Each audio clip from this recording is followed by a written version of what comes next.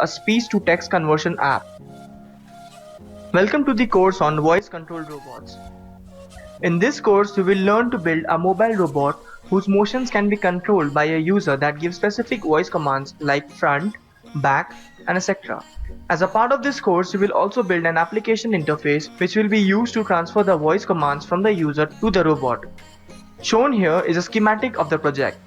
The audio signals from the user will be converted to text via a speech-to-text conversion app that you will build, and then transfer the message via Bluetooth to the robot.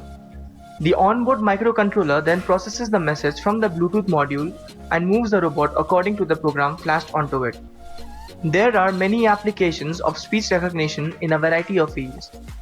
Speech recognition systems have been implemented successfully in fighter aircrafts with applications including setting radio frequencies, commanding an autopilot system, setting steer point coordinates and weapons release parameters, and controlling flight display.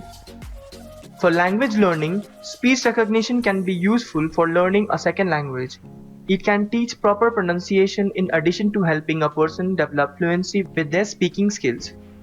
People with disabilities can benefit from speech recognition programs.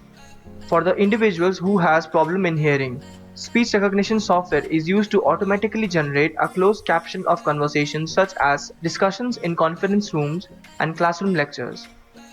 One of the coolest advances in home automation is the growing integration of voice control with smart devices and appliances. Wouldn't it be cool if you could play your favorite music or order pizza with a single voice command?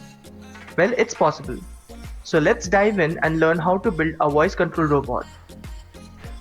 In the next session, you will have a look at the hardware components that you will receive as a part of this course.